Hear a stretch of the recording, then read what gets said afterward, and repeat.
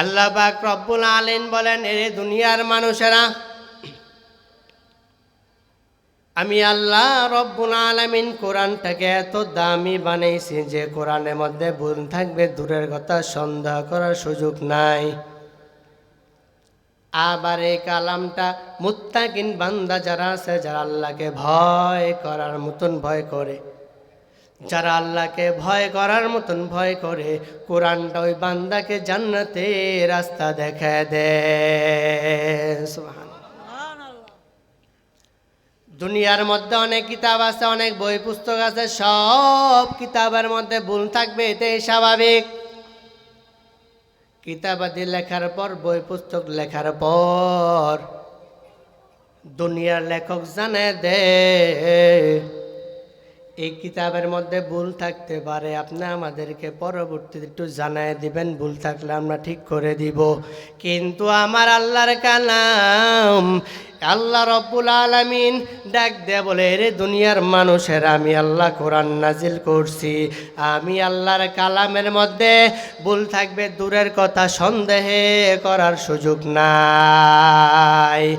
আতিনা ফি দারে দুনিয়া না হাসান, আতিনা ফি দারে উকবানা হাসান, ইয়া গিয়াসাল মুস্তাগীসি নাহদিনা লফতিখারা বিল উলুমি ওয়াল গিনা, কাদেরে কুদ রতুদারি বর কামালং তারাবি أنت حسبي ذو الجلال তুহি কাদের জলিলুল্লাহ জাহাদার বহার হালে তুহি মেরা নিগাহদার। আমার আল্লাহর কালাম এতটাই দামি রে মুসলমান,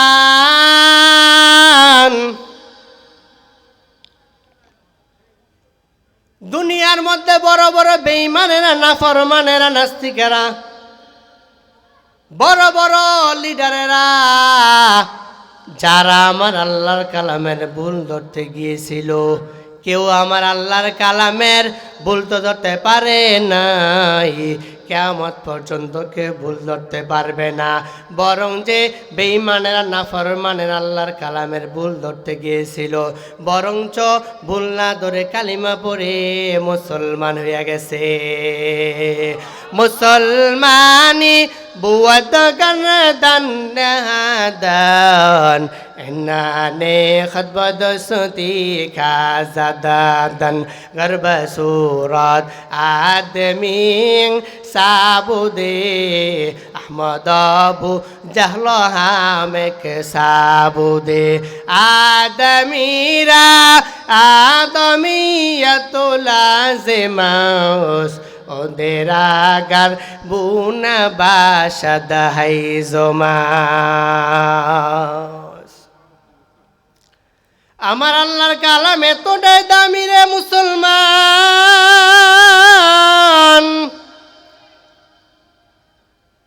আল্লাহ বলেন, অনুনাজ্জিলু মিনাল কুরআনি মা হুয়া শিফাউ ওয়া রাহমা ওয়া রাহমাতুল লিল মুমিনিন।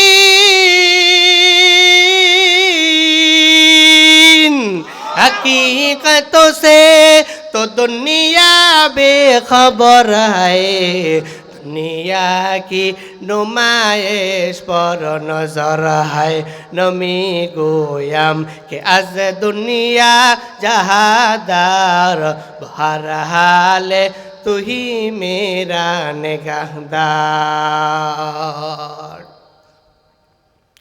আল্লাহ বলেন, রে দুনিয়ার মানুষ,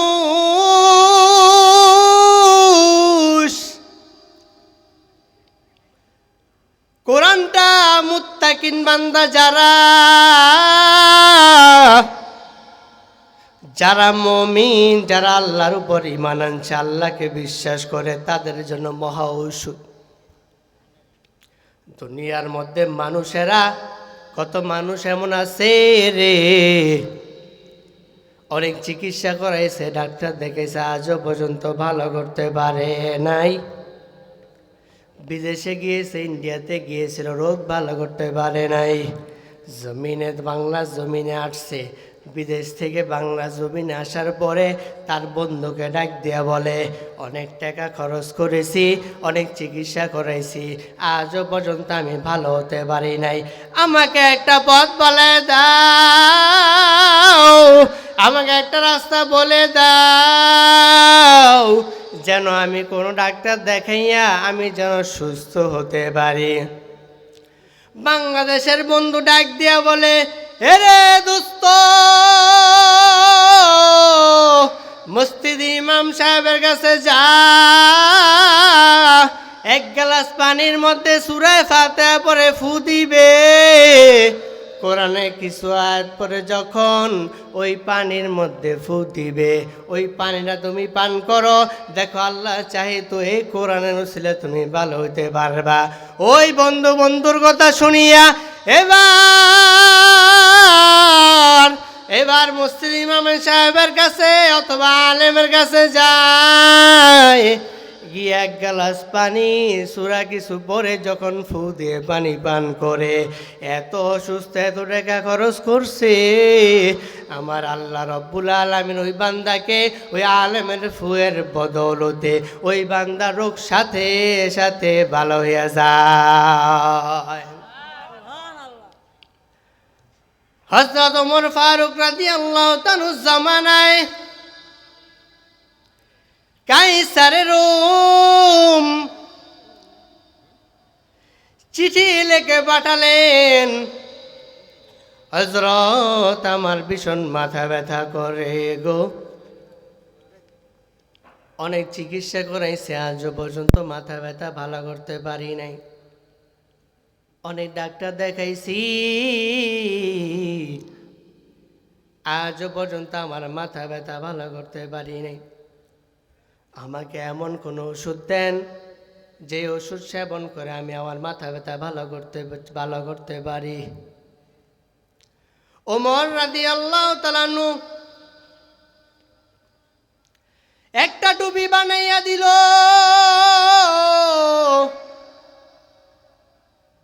যাও কাইসারে রোমের নিকট টুপিটা নিয়ে যাও, কাইসারে রোমের নিকট টুপিটা নিয়ে যাও, কাইসারে রোমে টুপিটা মাথায় পরিধান করবে। কাইসারের রোমের নিকট যখন টুপিটা নিল, কাইসারের রোম টুপিটা পাইয়া যখন মাথায় পরিধান করল, কাইসারের রোম ডাক দিয়া বলে, টুপিটা মাথায় পরিধান করতে দেরি হয়, আমার মাথা ব্যথা ভালো হতে দেরি হয় নাই। কি ব্যাপার, টুপির মধ্যে এমন কি রয়েছে যে টুপিটা পরিধান করার সাথে সাথে আমার মাথা ব্যথা ভালো হয়ে যায়?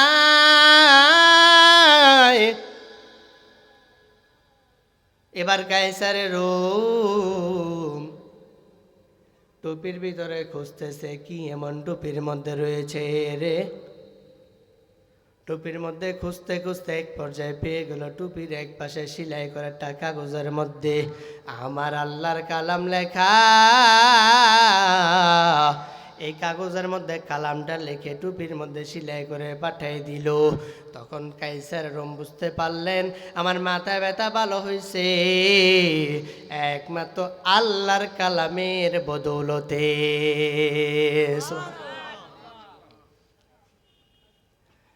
আবার এই কালামকে সম্মান করার কারণে, কোরআনের একটা আয়াতকে সম্মান করার কারণে আমার আল্লাহ রব্বুল আলামিন তার গুনাহগার বান্দাকে জাহান্নামের খাতা থেকে নামটা মুছে জান্নাতের খাতায় লিখে দিয়েছেন। বিসরাফি নামক আর আল্লাহর বান্দা, গুনাহগার বান্দা মদ পান করত। গুনাহগার বান্দা মদ পান করত। জীবনে এমন কোন আমল নাই, প্রতিদিন মদ পান করার জন্য মদের আড্ডাখানে যায়, একদিন যখন মদ পান করার জন্য মদের আড্ডাখানায় যাওয়ার জন্য হাঁটতেছে বিশ্রাফি, তাকে দেখে মাটির মধ্যে একটা কাগজের মধ্যে কি যেন লেখা পড়ে আছে। মিসরাফি এবার কাগজটা হাতের মধ্যে নিল, কাগজের মধ্যে তাকে দেখে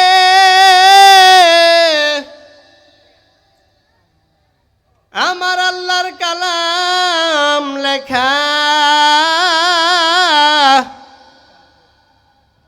বিশ্রাফি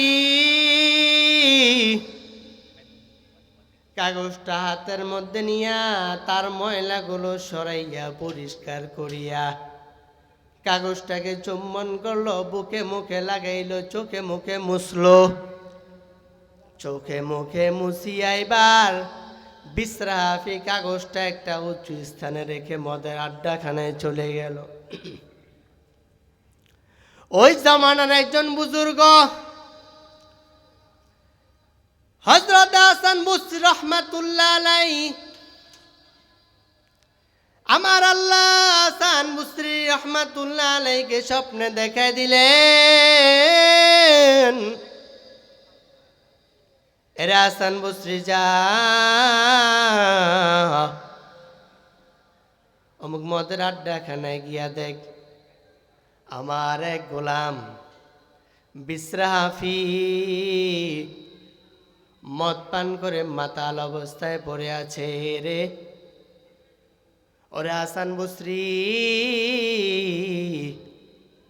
বিশ্রাফিকে আমি আল্লাহর পক্ষ থেকে জান্নাতে সুসংবাদ দিয়া দাও। এবার হাসান বসরি রহমাতুল্লাহ আলাইহি আল্লাহর অর্ডার পাইয়া ওই মদের আড্ডাখানায় যায়।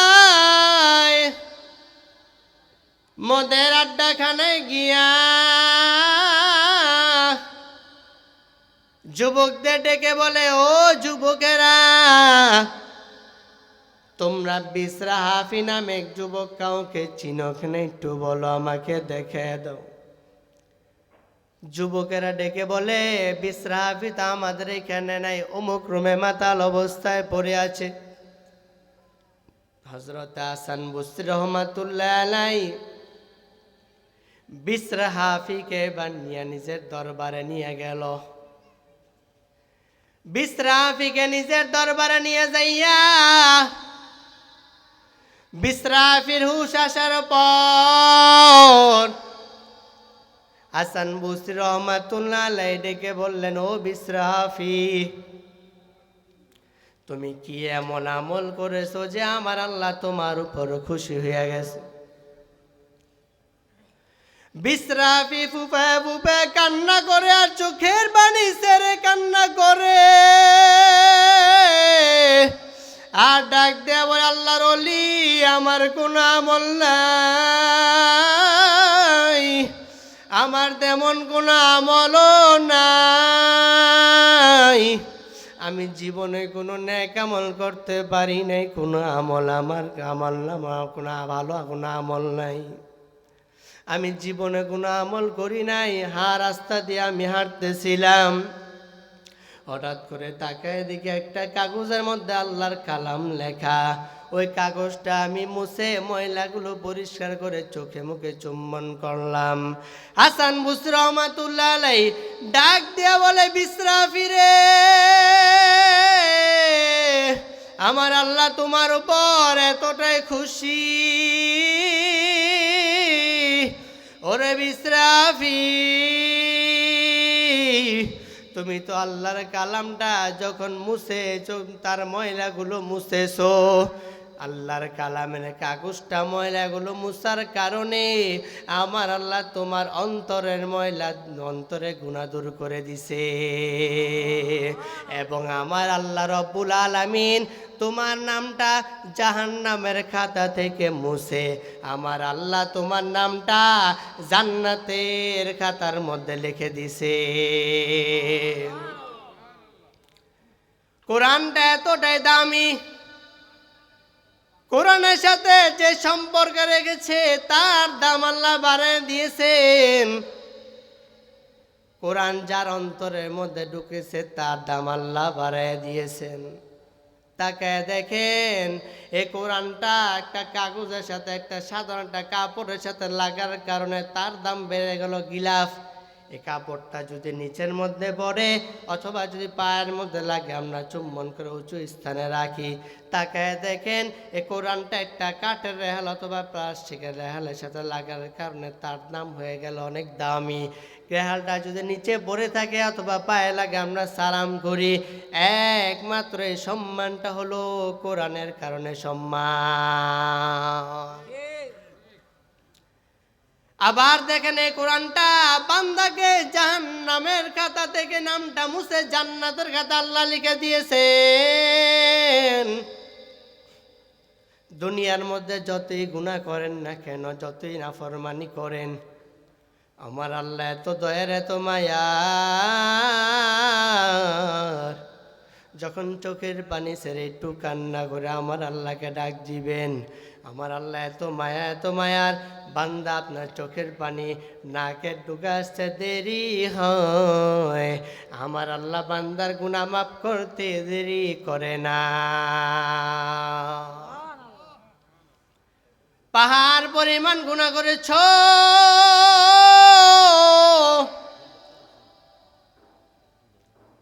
এমন গুনাহ করেছ তোমার মা জানে না, বাবা জানে না।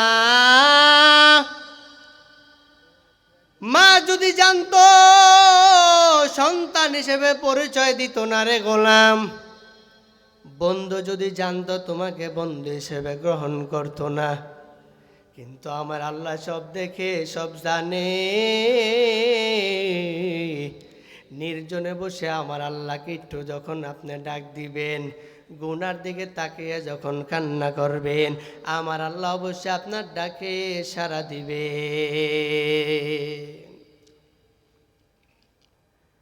মুসা নবী পয়গম্বরে মুসা নবীর জমানায় জমিনের মধ্যে বৃষ্টি নাই।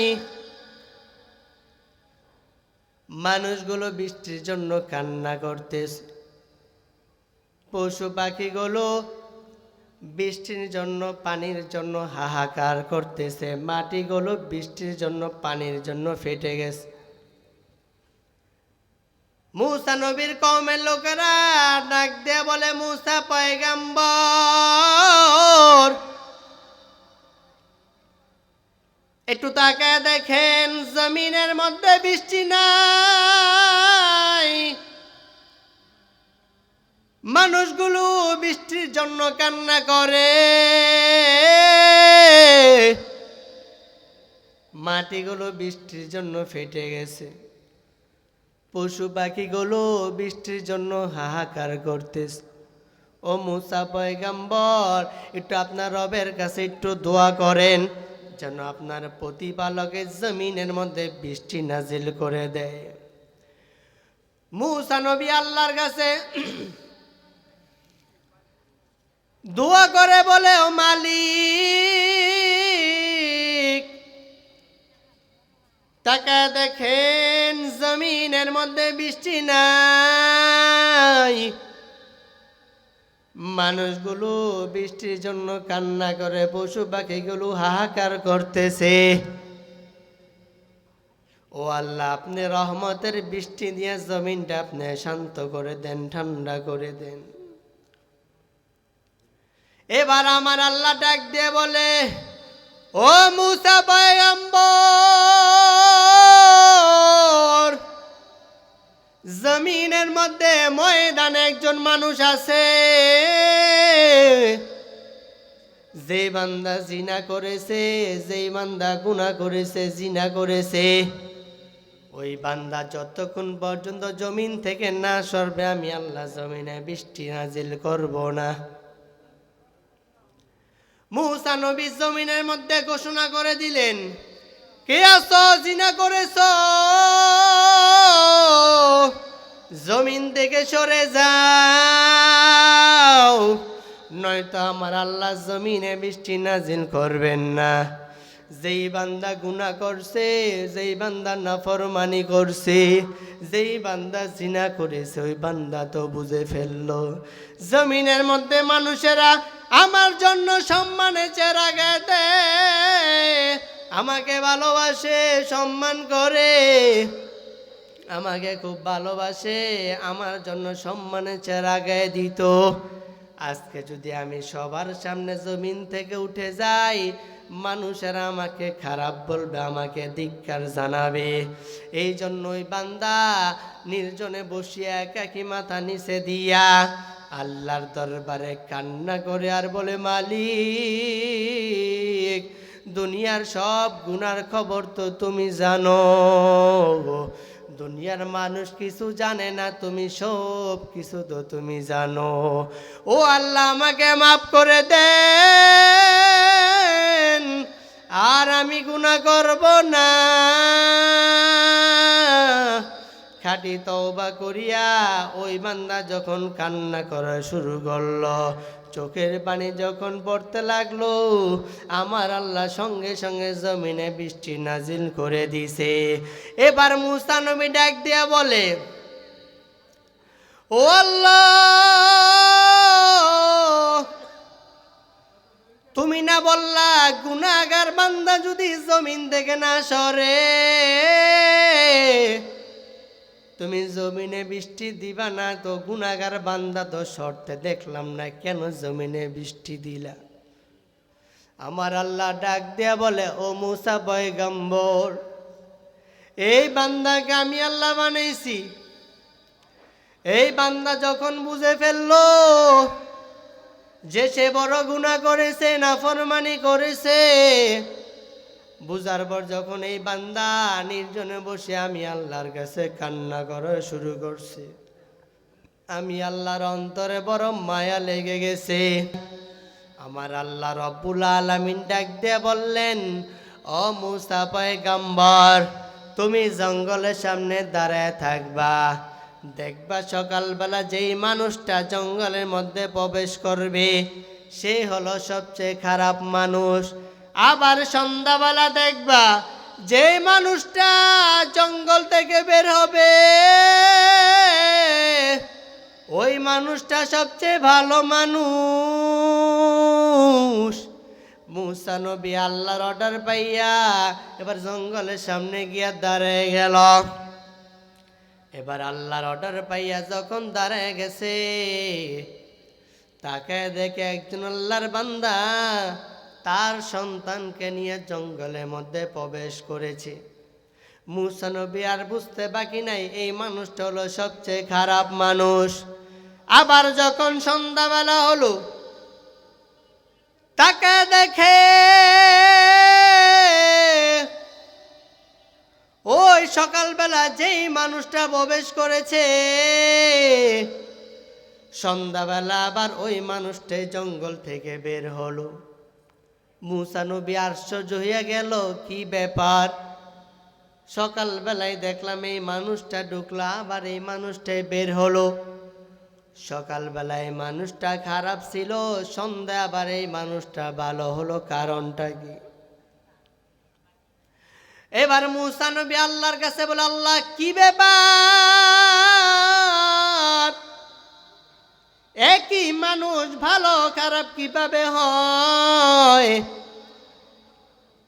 এবার আমার আল্লাহ রব্বুল আলামিন ডাক দিয়ে বললেন, ও মুসা পয়গম্বর, এই বান্দা যখন জঙ্গলের মধ্যে হেঁটে হেঁটে যায়, তার সন্তানকে নিয়ে যখন হেঁটে হেঁটে জঙ্গলের মধ্যে হাঁটতেছে, সন্তান ডাক দিয়ে বলে, আব্বু, এত বড় জঙ্গল, এই জঙ্গলের চেয়ে বড় আরো কিছু আছে কিনা বলো। বাবা ডাক দিয়ে বলে, সন্তান, এত বড় জঙ্গল দেখতেছো, এই জঙ্গলের চেয়ে বড় হলো আমার আল্লাহর বানানো আসমান জমিন। সন্তান এবার ডাক দেয়া বলে, আব্বু, এত বড় আসমান, এত বড় জমিন, এই আসমান জমিনের চেয়ে বড় আরো কিছু আছে কিনা? এবার বাবা কান্না করে, ফুপায় ফুপায় কান্না করে এবার সন্তান ডাক দিয়ে বলে, আব্বু আমি তো তোমাকে গালি দেই নাই, খারাপ কথা বলি নাই, তোমাকে তো আমি কটু কথা বলি নাই, তুমি কেন কান্না করো? এবার বাবা ডাক দেয়া বলে, সন্তান রে, আমি তোর কথা শুনে কান্না করি নাই, তুমি তো আমাকে গালি দাও না, এই জন্য কান্না করি নাই, তুমি যে আমাকে জিজ্ঞাসা করেছো আসমান জমিনের চেয়ে বড় আরো কি আছে, এরে সন্তান, আসমান জমিনের চেয়ে যদি বড় কিছু থাকে সেটা হলো তোমার বাবার গুনাহ। আমি আজকে গুনার দিকে তাকায় তাকায় কান্না করি। এবার আমার আল্লাহ রব্বুল আলামিন ডাক দিয়ে বললেন, ফেরেশতারা একটু তাকায় দেখো আমার এই বান্দা তার সন্তানের সাথে কিভাবে কথা বলে। নারে তাকবীর, নারে তাকবীর। প্রধান বক্তার আগমন, মুফতি সাইফুল্লাহ ভাইয়ের আগমন, নারে তাকবীর। নারে তাকবীর। আলহামদুলিল্লাহ, ইতিমধ্যে আমাদের মাঝে এসে উপস্থিত হয়েছেন আমাদের আজকের মাহফিলের প্রধান আলোচক, প্রধান মেহমান, যার জন্য আমরা এতক্ষণ ধরে অপেক্ষমান হয়ে বসে আছি। হযরত আমাদের মাঝে এসে উপস্থিত হয়েছেন, সকলে পড়ে আলহামদুলিল্লাহ। এই পর্যায়ে